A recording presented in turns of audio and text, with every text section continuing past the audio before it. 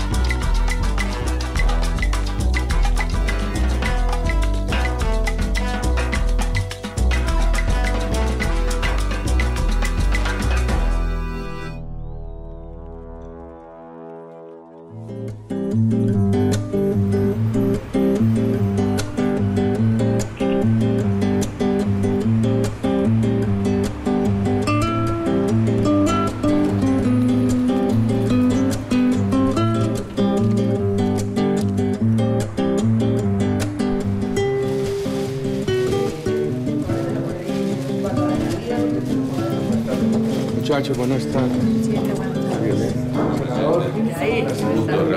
¿Cómo está? Gracias por recibirnos. Me alegra mucho verlo. Buenas tardes. Buenas tardes. ¿Y usted anda con todo esto? Sí, siempre que me muevo para cualquier lado, no menos de 4 cámaras. Oiga, ¿cómo es, hombre, por Dios, para mover esto? ¿Necesita un avión completo? Más o menos. Empezamos por lo más importante. Estamos por cumplir 200 años de independencia en América Latina. Si uno pudiera hacer un balance sobre lo que hemos avanzado y sobre las asignaturas pendientes, ¿cuáles serían para ustedes los principales logros y todavía los desafíos que tenemos por delante en la región? Hay una gran consolidación democrática. Diría yo que grandes retos en seguridad, grandes retos en competitividad, grandes retos en mejoramiento de la distribución del ingreso y un paso previo, que es la superación de la pobreza. Voy a hacerle una referencia prospectiva a la luz de las preocupaciones de Colombia, extrapolándolas a toda la región. Nosotros buscamos que lo primero que haya en Colombia sea confianza. Pensamos que América Latina necesita generar confianza integral, sólida, permanente, en sus propios habitantes y en todo el mundo. Esa confianza aquí la soportamos en 3 objetivos: seguridad con valores democráticos, inversión con responsabilidad social, diría yo que emprendimiento con responsabilidad social, y el tema de cohesión social con libertades. En el siglo anterior, América Latina vivió unos fenómenos de inseguridad por la confrontación insurgencias-dictaduras. Superada esa confrontación, el grave peligro que advertimos ahora es el peligro del terrorismo. Porque pensaría yo que el proceso de consolidación democrática es irreversible, pero el terrorismo aparece y en muchas partes donde no se le esperaba.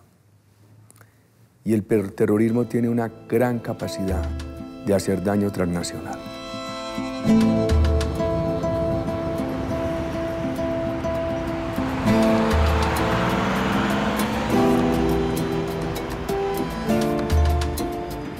Las políticas de seguridad democrática que implementó el presidente Uribe, nuestro presidente, fue el incremento de la fuerza pública, donde se aumentó el pie de fuerza de una manera nunca antes vista. Los dotó de mejores medios logísticos, tecnológicos, y donde generalmente, donde había presencia guerrillera, envió lo que es el ejército y la policía a retomar esas regiones. Había regiones del país donde nunca entraba ni el ejército ni la policía, no había control del Estado. Lo que hizo el presidente Uribe fue consolidar la presencia de la fuerza pública en todo el territorio nacional.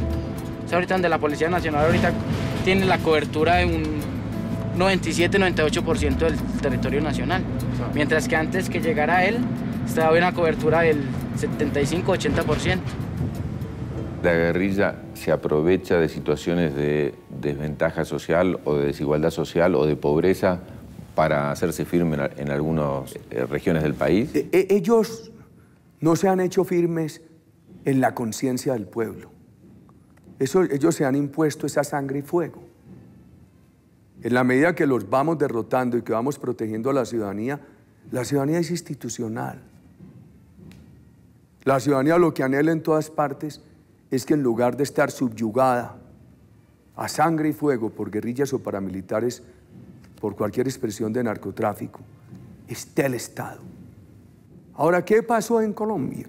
Las guerrillas propusieron una sociedad más justa y lo que hicieron fue crear más desempleo, más pobreza, desplazamiento.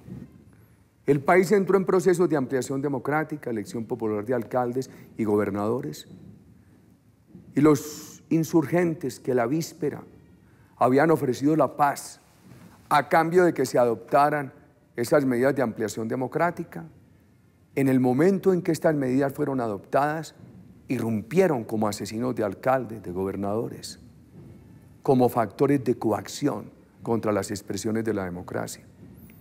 La violencia en Colombia no ha sido buena para la democracia, mucho menos para el tejido social.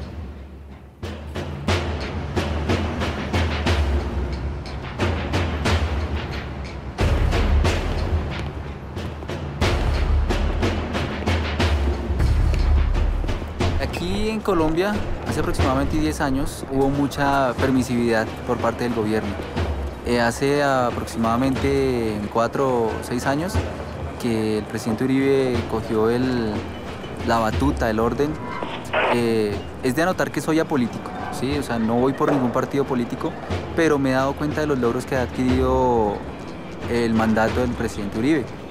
La seguridad ciudadana ha mejorado muchísimo, ya que pues la gente también se ha dado cuenta de muchas normatividades, ha también sabido convivir, pero lamentablemente aquí en la ciudad, por cada policía que hay aproximadamente 12 ciudadanos, entonces queda complicado un policía atender los casos.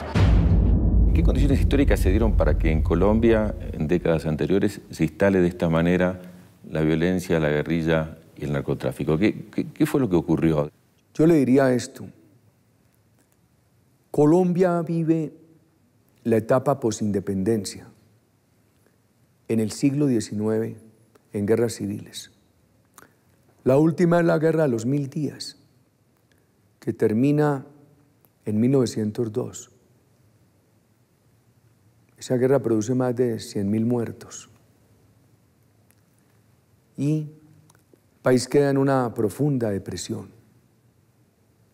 Se va a Panamá, se independiza. Yo creería que era la joya de la corona. El país queda muy postrado. Y yo diría que pasamos 40 años en relativa paz. El país adquirió un gran temor a ejercer autoridad. A mitad de los años 40 del siglo XX surgen las guerrillas partidistas.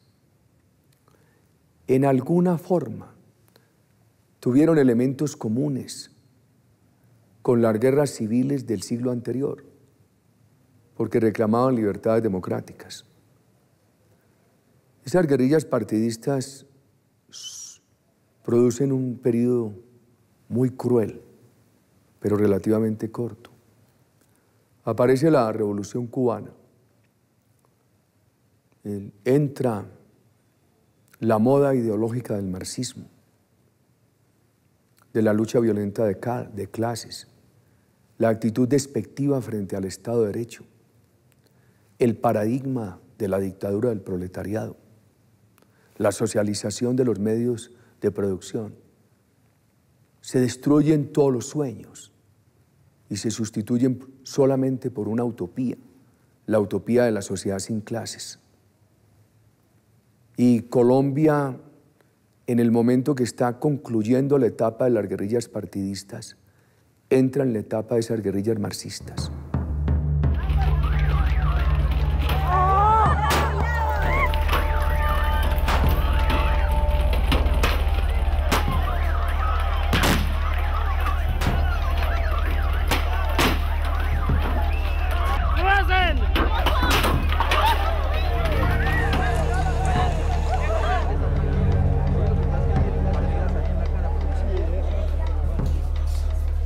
El país tiene un gran temor al ejercicio de autoridad.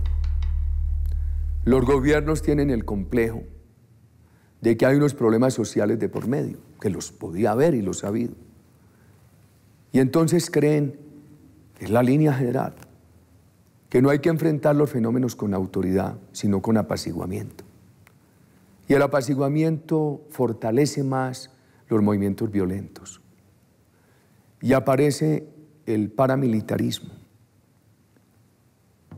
en la forma de autodefensas.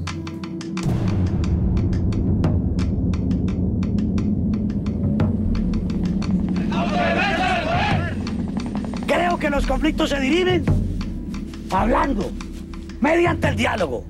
Pero cuando no hay con quién hablar, muchachos, cuando el enemigo que se enfrenta solo sabe disparar bala, es muy difícil que con razones podamos entonces convencerlos, hacerlos entrar a razón. Las guerrillas trajeron la idea de la combinación de las formas de lucha. Asesinaban y secuestraban y penetraban los estamentos de la sociedad. El paramilitarismo hace lo propio.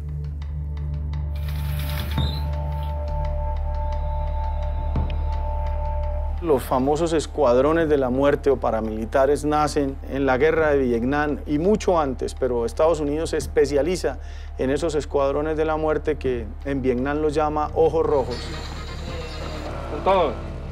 El paramilitarismo, los escuadrones de la muerte simplemente son unidades militares, son un grupo élite que hacen el trabajo sucio para que no aparezca el ejército, para que no ocurra lo que ocurrió en Argentina. Como en Argentina, quien hizo la guerra sucia fue el ejército. Y eso produjo que la institución se cayera totalmente. Entonces ellos aprendieron y ahora los paras son los que realmente hacen el trabajo. Pero realmente es una política de contrainsurgencia que tiene el Estado colombiano y por supuesto el gobierno de los Estados Unidos, ¿no?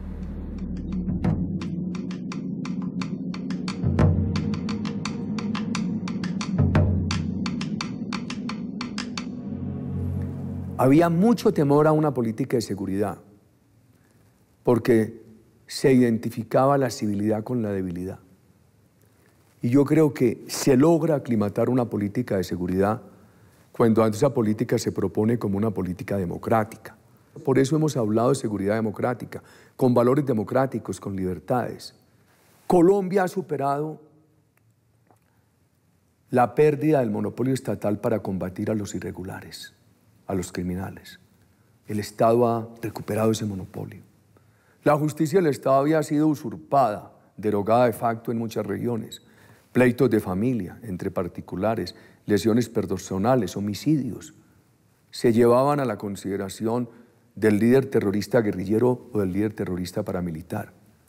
La justicia ha venido recuperando su vigencia en todo el territorio y algo que de pronto no se ha destacado.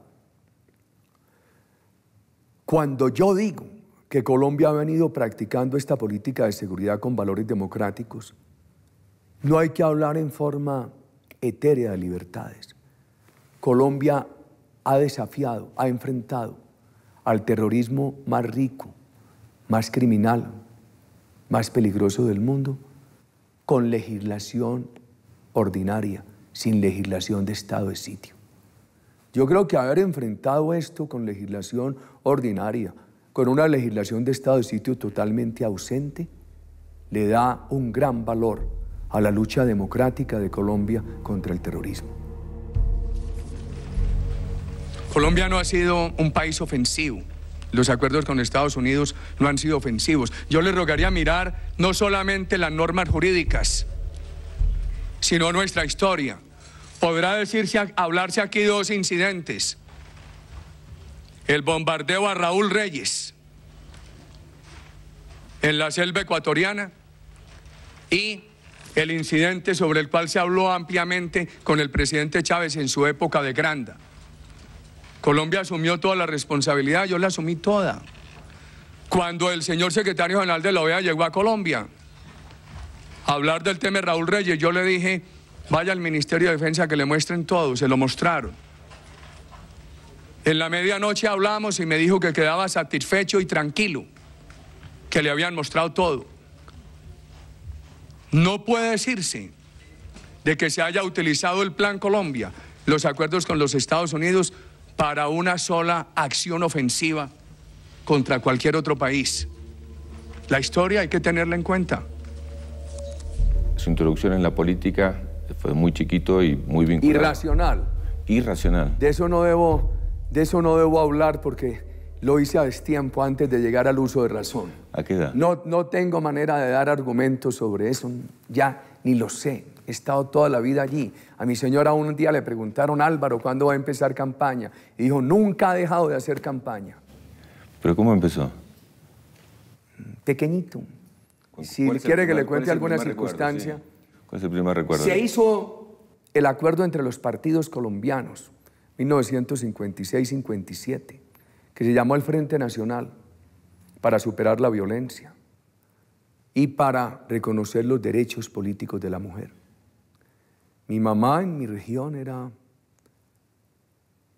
una de las líderes y me llevaba de la mano en todo ese proceso. Si usted me preguntara por el recuerdo más remoto de mi incursión irracional en la vida pública, me referiría a ese. ¿Y cuándo se soltó de la mano de su madre y por decisión propia? También prematuramente. ¿Cuándo fue? ¿Cuál es el primer acto que sin su madre? No, yo recuerdo a los 10, 12 años participando en las campañas políticas. Pero fue tan irracional que hay ocasiones en que no me gusta recordarlo. Sin embargo, recuerde, le digo a los jóvenes, el recurso más preciado es el liderazgo. El más difícil de construir y de hallar es el liderazgo. El único que no se puede agotar es el liderazgo. ¿Recuerda la primera vez que habló en público? Tal vez la última vez que hablé en público, hace 2 horas. La primera, ¿no? He sido sumamente arriesgado, casi que temerario. Yo pude ir a una universidad extranjera ya viejo, casado, con los hijos creciditos, porque cuando iba a ir joven, eso se frustró por el asesinato de mi padre. Entonces la edad, las circunstancias de la vida, el reto de estar estudiando haciendo un posgrado con una generación que la veía más de la edad de mis hijos que de mi propia edad, me obligó a estudiar con mucho juicio.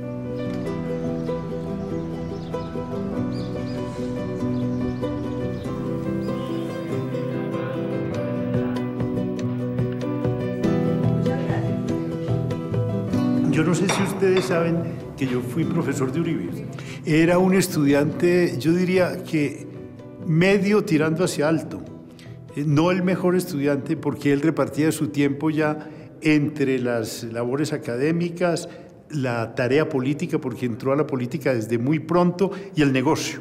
Tenía una cafetería, entonces tenía el tiempo repartido entre esas actividades, pero era un estudiante que rendía. El comandante de la Fuerza de Tarea Conjunta Omega, general Javier Flores, dijo que 10 de los guerrilleros capturados hacían parte de la red de... La universidad estaba en ese momento en un proceso de izquierdización grande y las asambleas tanto de profesores como de estudiantes eran disputas entre el maoísmo y el trotskismo, etcétera, y él de pronto hablaba a nombre del Directorio Liberal de Antioquia, entonces lo silbaban de una manera aterradora, pero él esperaba que se acabaran los silbidos y lo dejaban hablar y lo respetaban. El asesinato de mi padre le deja a uno una tristeza con la cual se llegará al sepulcro. Una tristeza insuperable. Ese problema lo ha sufrido el 50% de las familias colombianas. Entonces, cuando uno ve al país con los ojos con que ve a los hijos, está inmune al odio, pero sí totalmente sensible a la necesidad de que las nuevas generaciones tengan una oportunidad distinta. Mi generación no ha vivido un día completo de paz.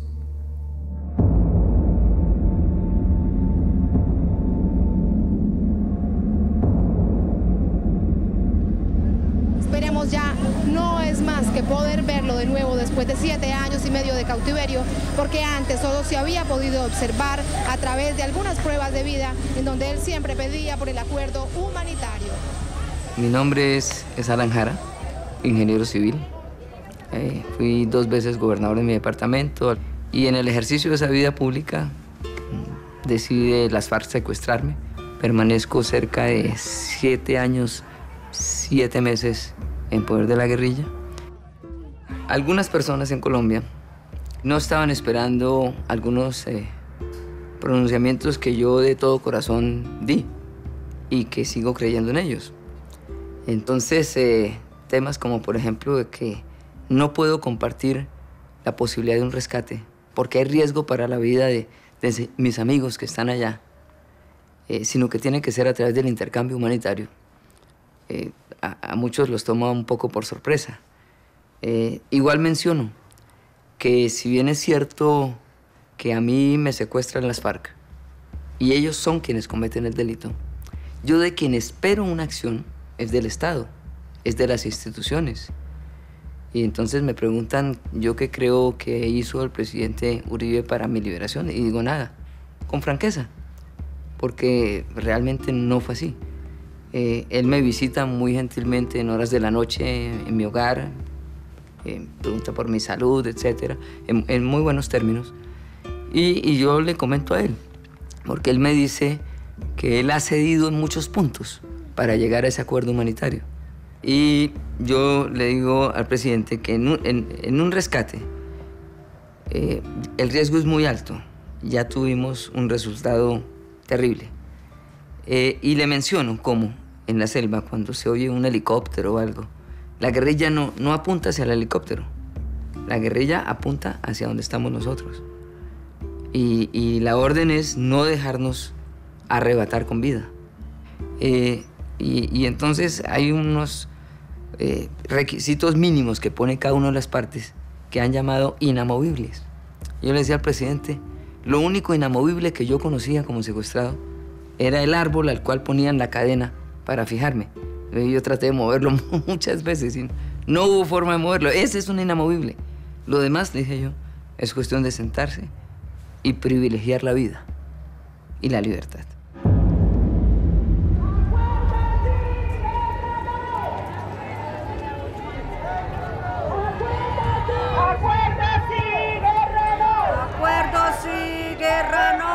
Amigo, hermano, hijo secuestrado, aquí tus familiares nunca te olvidamos. Se nos llevaron, vivos los esperados. Acuerdo sí, guerra no. Acuerdo sí, guerra no. La política de Estados Unidos de los últimos años apoyó fuertemente esta mirada. ¿Obama seguirá en la misma línea? Esto es, aquí hay un tema de narcotráfico que afecta a las instituciones democráticas, cualquiera sea el concepto que las rija. Y lo que nosotros hemos tenido es una política bipartidista en los Estados Unidos para apoyar estos esfuerzos de Colombia.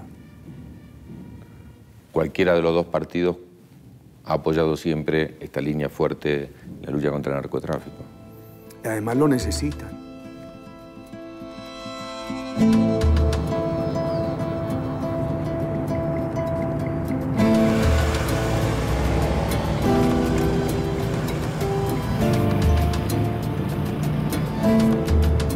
Pienso que ha mejorado bastante la seguridad cotidiana, como se puede llamar. Se ve la fuerza pública vigilando y constantemente monitoreando la ciudad. Por lo que se da a conocer en las noticias, la fuerza pública ya está tomando zonas que antes no podían entrar por la guerrilla. sean los guerrilleros, sean los paramilitares, sean grupos al margen de la ley, pero ya la fuerza pública está tomando control nuevamente sobre esas zonas. Entonces eso le da todavía más confianza a la gente de volver a sus tierras. Por la noche hay mucha vigilancia de la policía, hay retenes viales en las partes, en las vías importantes. Este tipo de cosas que le dan a uno como conductor de servicio público pues mayor seguridad. O sea, yo digo, si uno no tiene nada que esconder, muchísimo mejor que esté la policía. Que lo paren a uno, que paren al pasajero, lo bajen, lo requisen, revisen los papeles, los antecedentes. Y si todo está bien, pues no hay problema, uno sigue. ¿Se siente por momentos incomprendido por otras regiones o por otros países de la misma región porque no viven esta misma situación o porque no la sienten como propia? Incomprendido no, me preocupa por ellos. Porque hoy por mí, mañana por ti. El terrorismo es traicionero y no respeta fronteras. El terrorismo se convierte en el principal desafío al Estado de Derecho, porque se pierde ese elemento cultural tan importante que es el respeto del gobernante y del ciudadano a la ley. Entonces, el terrorismo que hoy asesina a colombianos, mañana asesina a ciudadanos de otros países. Yo veo dos cosas en lugar de sentirme incomprendido. Una es el riesgo para otros países. Y una segunda, nosotros sí necesitamos más cooperación. Porque mientras los terroristas colombianos observen que en otras partes no se les persiga con la misma intensidad con que los perseguimos en Colombia, pues ellos van a encontrarse cómodos, van a sentir que en otras partes pueden ocultarse. Y mientras tengan la posibilidad de ocultarse, nunca van a adelantar los procesos de paz que se requieren. Ojalá se avance en esa integración. El modelo europeo de integración es un ideal bien importante. ¿Por qué? Porque ha traído disciplina en el manejo macroeconómico, no hay duda. Porque ha obligado a todos a respetar la regla democrática. Nadie se puede salir en la Unión Europea del respeto a la regla democrática. Porque ha evitado los gobiernos de extrema. La regla democrática y la integración europea son un obstáculo para que alguien pueda asumir posiciones extremas en cualquier dirección. Porque ha comprometido a todos a luchar contra el terrorismo. Usted le pregunta hoy a los españoles si la Unión Europea ha contribuido a que los franceses les ayuden en la lucha contra el terrorismo, y la respuesta es afirmativa. Y Europa, vamos a ver qué pasa en esta difícil crisis, pero Europa ha demostrado tener la capacidad de construir el universo de clase media más importante del mundo. Diría yo que una clase media en bienestar, con un gran cuestionamiento, es qué va a pasar a raíz de esta crisis.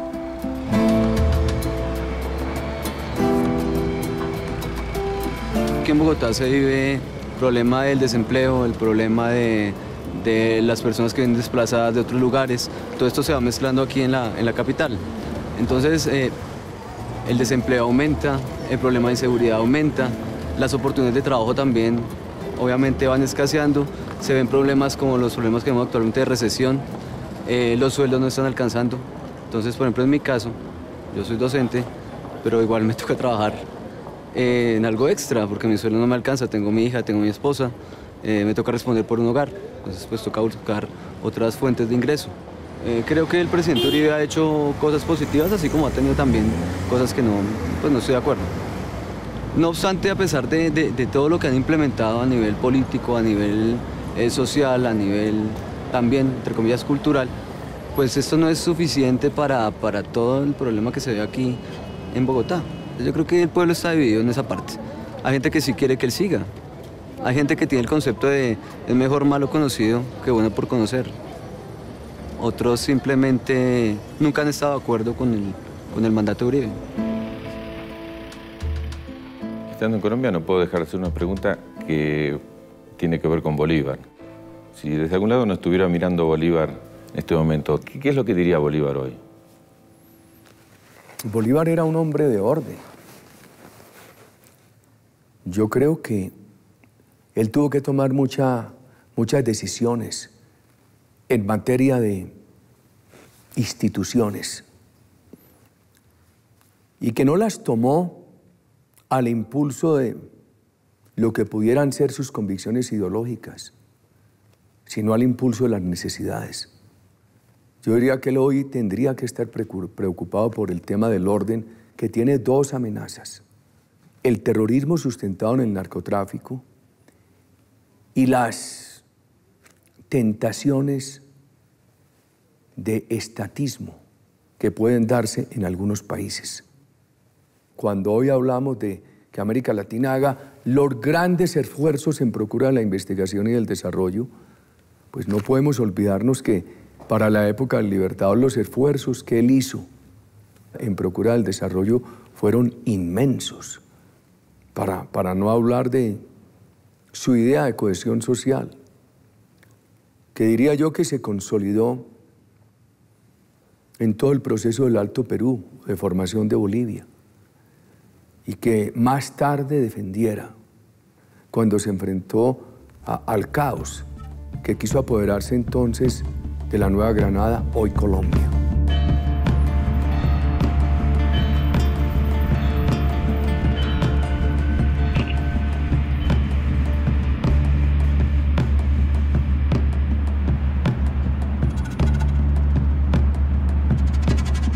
¿Qué va a pasar a raíz de esta crisis? ¿Cuál es su imagen?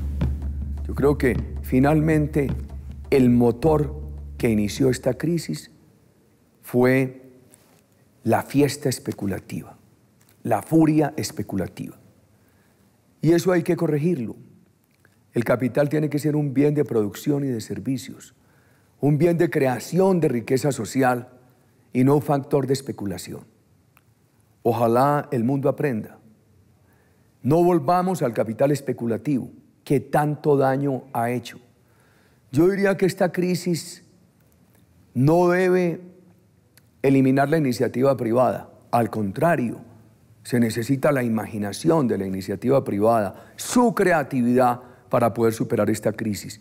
Pero esta crisis sí debería sepultar por siempre el concepto especulativo del capital.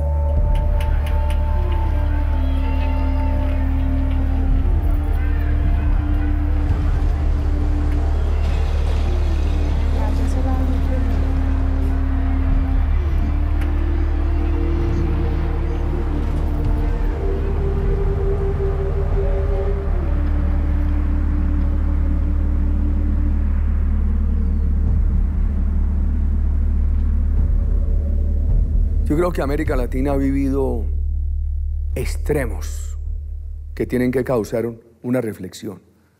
Vivió el extremo neoliberal del desmantelamiento del Estado. Mató el Estado por decreto y eso ha hecho mucho daño. Como también ha hecho mucho daño la distorsión de la socialdemocracia en su aparición de Estado burocrático ineficiente. Y mire, eso que parece un juego de extremos antagónicos, finalmente convergen en un punto. Ambos eliminan el Estado. El neoliberalismo elimina el Estado por decreto y el burocratismo, el estatismo, elimina el Estado por asfixia. El primero lo desaparece con una firma y el segundo lo quiebra. Entonces, esos extremos nos tienen que causar la reflexión de la necesidad de un Estado garante de la cláusula social, al servicio de la comunidad, que regule pero que no sea interferencia, que regule y promueva pero que no sea monopolio, que proteja a los sectores vulnerables pero que efectivamente los proteja, no en la retórica. Yo creo que las lecciones de las últimas décadas nos pueden iluminar un buen camino para tener un Estado a favor de la comunidad, no de caprichos ideológicos.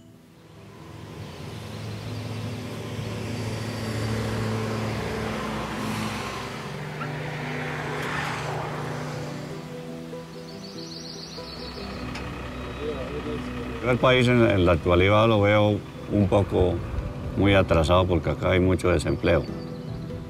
Supuestamente en lo que es la agricultura, como todos los trabajos agrícolas ya se están haciendo con maquinaria, entonces ya la mano de obra humana se está acabando. Está viniendo la gente de la ciudad para los campos. La gente tiene que salirse hacia el campo, que es la parte más amplia para la gente poder conseguir algo de comer. Entonces ya el trabajo también está muy escaso por eso. ¿Y Colombia está en condiciones de enfrentar ese desafío, de avanzar en la capacidad de su gente y de la innovación como el motor fundamental de la economía? Tiene dos cosas que indican que sí. Primero, la pobreza en muchos recursos naturales. Es un país que no tiene mucho petróleo, es un país que no tiene mucho gas, es un país que no puede producir mucho oro, que tiene un inmenso respeto por la selva. Es un país con pequeñas producciones de hierro, de níquel. Es un país que tiene el 51% de su territorio en selva. En lugar de destruirla para cultivarla, la tiene que preservar y la tiene que investigar. Y la tiene que preservar y la tiene que poner al servicio de la ciencia. Es un país que buena parte de la tierra productiva la tiene en abruptas montañas, con muchísimas dificultades de explotación. Entonces esto obliga a Colombia a ser un país que tenga muy diversificada su canasta productiva y que tenga que hacer muchísimos esfuerzos para agregar valor.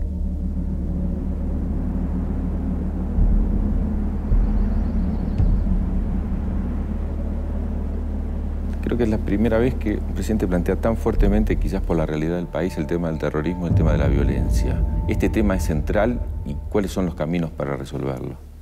Hay que derrotar el narcotráfico. Y yo creo que hay una posición equivocada frente a las drogas.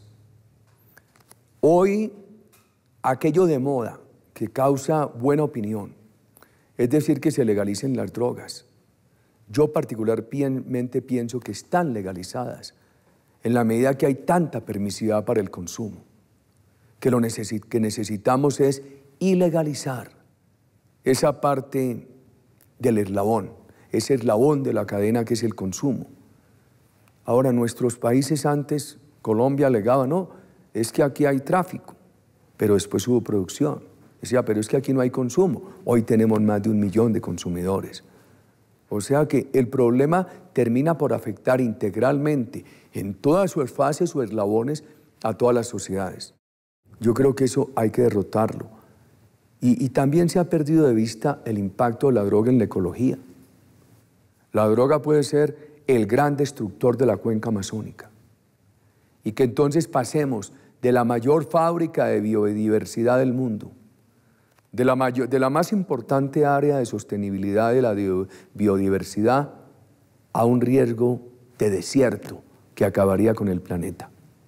Hay que mirar el tema de la droga desde la perspectiva del medio ambiente. La droga puede ser el gran destructor de la selva amazónica. El 60% de los nuevos proyectos mineros están en áreas de conservación ambiental y fundamentalmente áreas de bosques. El medio ambiente ya no lo maneja el Estado, sino la compañía multinacional.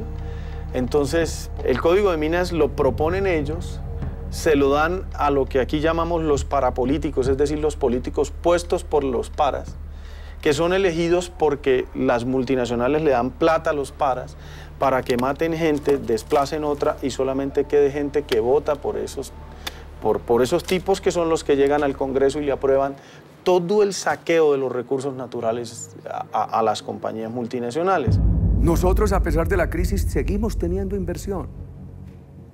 Y aún en el supuesto de que la crisis nos llevara a una parálisis de inversión, si nosotros perseveramos en nuestras convicciones, en el momento en que empiece a superarse la crisis, Colombia se puede expresar como uno de los mayores destinos de inversión del mundo.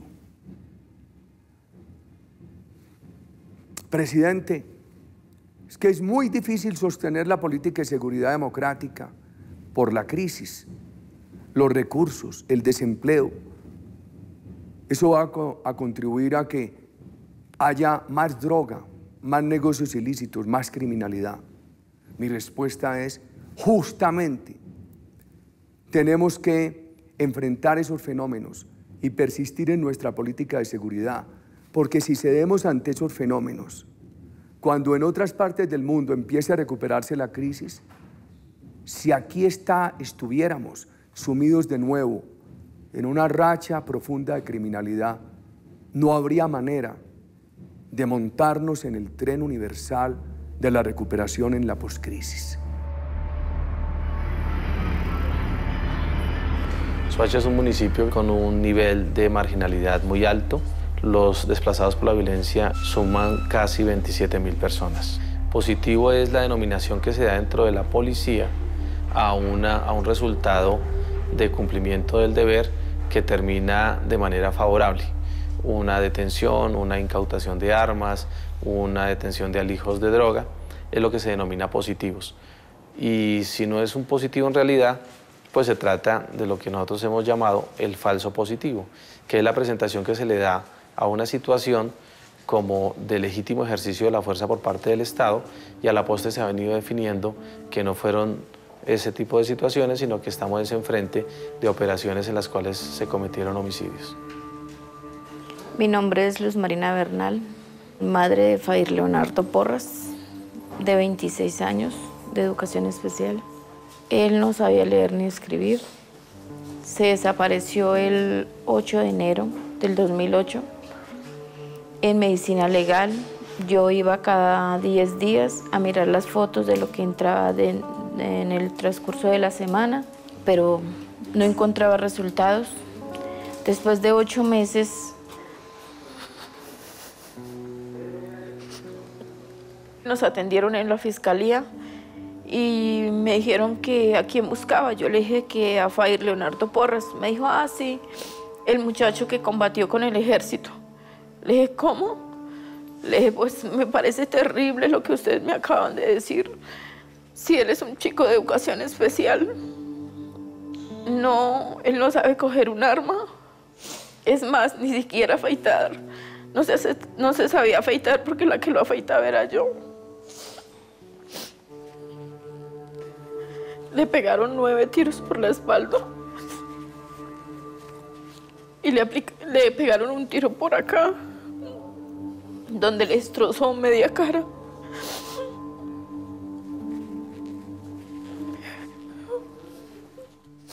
Me da tristeza que el ejército colombiano, que es el encargado de vigilar su país, sean los autores de estos crímenes. Pero como en este momento no ha habido ningún problema con la guerrilla y les exigen la cantidad de cadáveres, entonces se llevan a los muchachos de bajos recursos para hacerlos pasar por guerrilleros, porque incluso, según tengo entendido, llegan con la ropa de civil que los llevan, así como los llevan de acá, allá les ponen camuflados de guerrilleros y los hacen pasar por guerrilla. ¿Por qué? ¿Por qué? ¿Por qué los asesinan? Si eran la esperanza de nuestra familia. ¿Por qué? Esos positivos son crímenes de Estado. ¡Que renuncie! ¡Que renuncie! ¡Renuncie! ¡Matar al campesino por un sueldo miserable! ¡Asesinos! ¡Asesinos! ¡Asesinos! Cuando empezamos la política de seguridad, fuimos conscientes que no podíamos llegar a las regiones solamente con los soldados. Entonces hemos tenido algo que se llama acompañamiento integral, acción integral. Es llegar con los soldados, pero llegar también con la educación, con el mejoramiento de la energía eléctrica, del acueducto, con las familias en acción, con los programas nutricionales, con el microcrédito. Ahora, falta mucho, pero vamos avanzando y por lo menos el pueblo colombiano nos ha visto en la dirección de ese esfuerzo. Nuestra política de seguridad tiene un elemento de carne y hueso, el heroísmo de nuestros soldados y policías.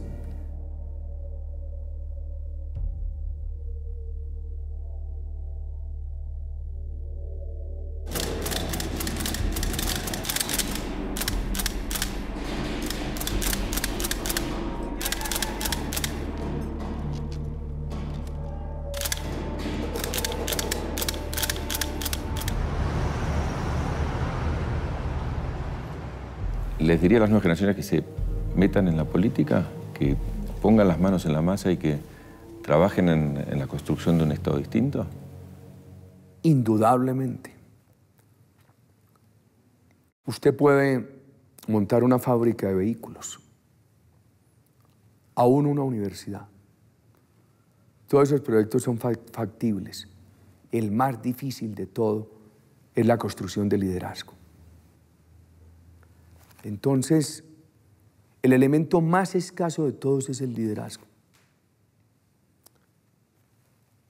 Se puede agotar el petróleo, pero que no se agote el liderazgo. Si hay liderazgo, no importa que se acabe el petróleo. Entonces sí se necesita un gran liderazgo. Y ese gran liderazgo finalmente se expresa en una acción política de servicio al colectivo. Hay que animar a las nuevas generaciones a que lo hagan. Y eso requiere dedicación, abnegación, patriotismo, en el concepto amplio de la palabra.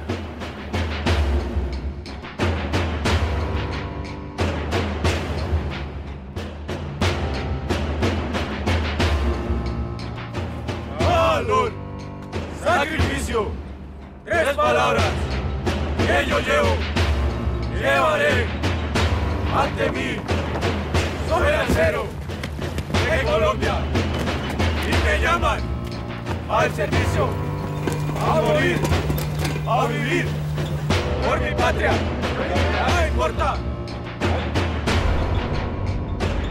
¿Cómo imagina el horizonte de Colombia, de una Colombia en paz? ¿Cómo la imagina?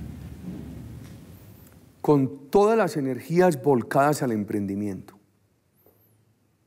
Y muchas veces prefiero hablar de emprendimiento que de inversión, porque el emprendimiento es un fenómeno cultural y transversal de toda la sociedad. Hay que fomentar tanto el emprendimiento en el más rico como en el más pobre.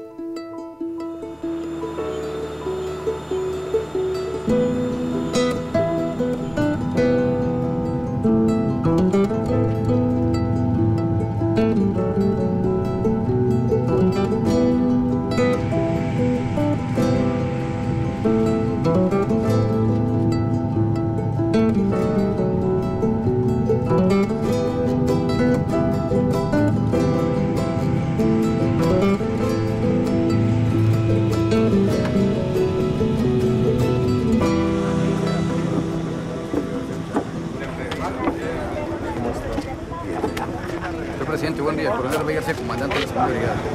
Coronel, ¿cómo está? Muy bien, señor presidente. Para los residuos que queden de guerrilla y comunidades bandas.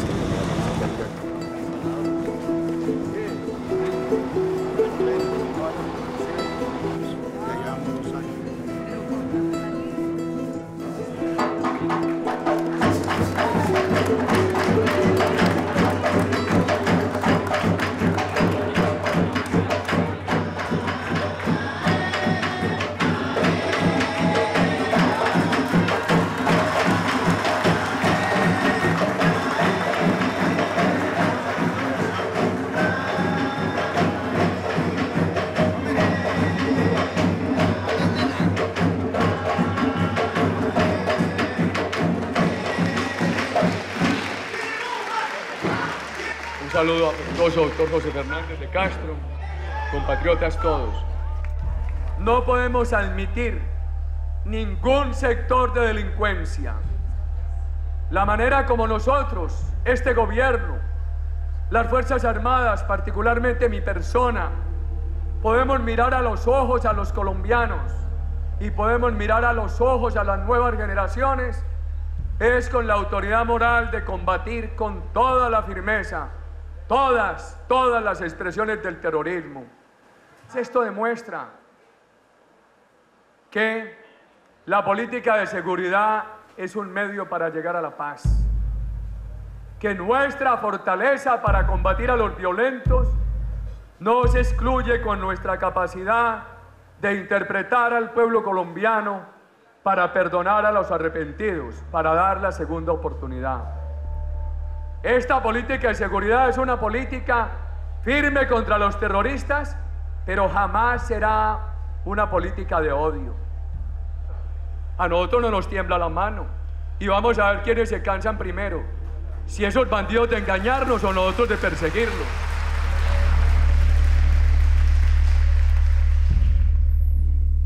El esfuerzo que hemos hecho es en los siguientes elementos. Llamar la atención sobre la necesidad de la seguridad, que es un valor democrático, una fuente de recursos. Segundo, llamar la atención sobre la necesidad de la inversión como presupuesto esencial para la prosperidad. Tercero, llamar la atención sobre la cohesión social de manera diferente al reparto de la pobreza. Y diría que algo muy importante en el ejercicio cotidiano del gobierno, un gran esfuerzo por el gobierno comunitario.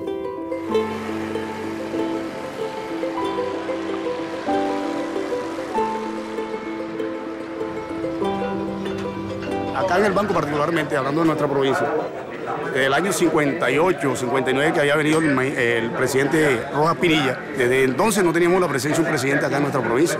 La popularidad del presidente se debe a eso, que se va a las distintas comunidades, ¿verdad? Y hoy escucha a las comunidades y esperemos, como lo ha hecho en otras provincias, que deje soluciones sobre los problemas que se están presentando, que se están planteando.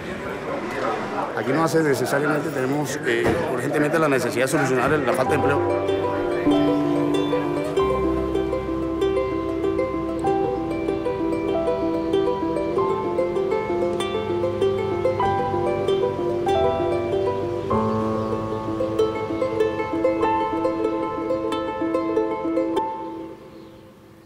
Y volviendo a lo de Bolívar, si Bolívar tuviera que decirnos algo respecto de su ideal, ¿qué nos diría Bolívar?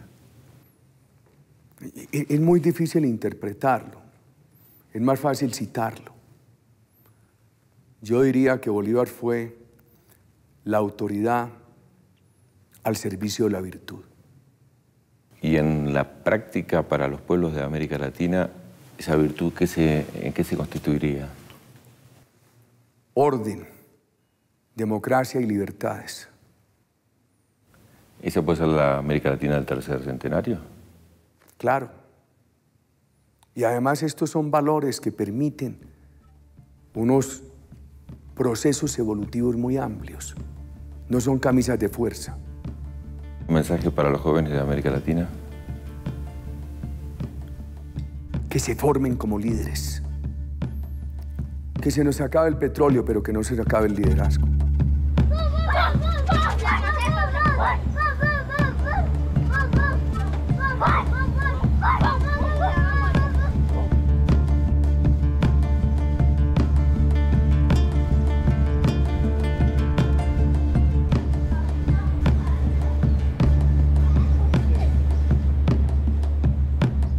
En América Latina, dedicarse a la política es arriesgar.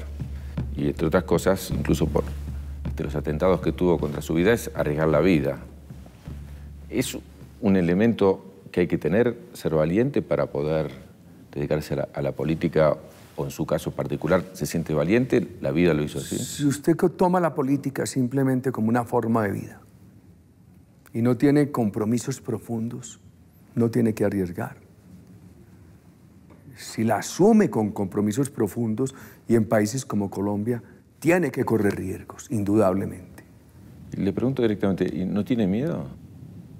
Es de la esencia, de la naturaleza del ser humano, el apego a ese don precioso, preciado que es la vida. Pero se necesita enfrentar desafíos con un gran esfuerzo sobre sí mismo, cuya primera etapa es anular el miedo.